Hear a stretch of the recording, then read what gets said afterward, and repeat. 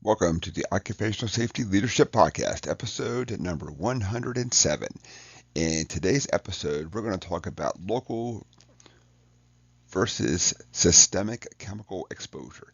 And let's just dive right into it. Let's go over a couple definitions before we really talk about a couple of different scenarios and all that stuff. So, the first thing, local and systemic chemical exposure refers to the way the chemical gets into the body. A lot of times it's absorbed in there, of course. Other times, of course, you're breathing it in. There's a lot of different ways. It always has to have a route of exposure, and whether that be skin contact, you breathe it, you eat it, along with things like duration of exposure. So a lot of this all plays a part in it. So it's not like there's a rule of thumb that you could say if chemical A this, it doesn't matter what route, and then so everything kind of plays a part in this whole thing. That's why we have to look at the situation in a totality and not just assume that we know exactly. So let's look first at a local chemical exposure then. So we'll go over a little bit of a definition. So basically, a, uh, a local exposure is a direct contact of chemicals with a specific area or organ. So much like the word says, it's a local, you know. And when we kind of think about a local, a lot of times at least, I think about my hands because my hands are the ones that typically carry something. Um, they're down on a work surface. They're probably what I think, at least when I think about a chemical, is like your first your first your first line that's going to be there. So when we think about that, you can have like dermatitis from skin exposure to an irritant or a corrosive substance. So when we kind of think about a local, I get it on my fingers, it's there, all that kind of good stuff then.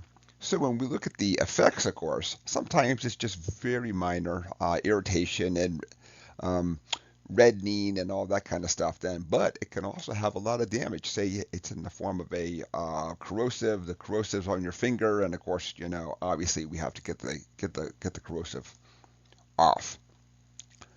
Switch gears a little bit and look at a systemic chemical exposure. So, just like the last one, let's just kind of go over a definition first. So, systemic chemical exposure occurs when the chemical enters the bloodstream and is distributed throughout the bloodstream. So, this is when it's going to go after multiple organs or systems, thus systemic. So, when you think about a system, of course, I think about like the liver, the kidney, um, cardiovascular system, there's the nervous system. Um, I think about things like, like the word says, system, anything that's going to have a system afterwards, then, but also like your filters. When you think about your liver and your kidney and all that kind of stuff, then much like in a car, it's doing exactly what it's supposed to do. It's filtering out anything that's not supposed to be there. So that's where we tend to see a lot of the chemical exposure end up. Liver, kidneys, and of course when we look at the different systems out there. So you can have your local, it's locally affecting one thing, or your systemic, or it gets into your blood, circulates around, and then can affect multiple systems or just one system. That is it for today's episode. Short and sweet.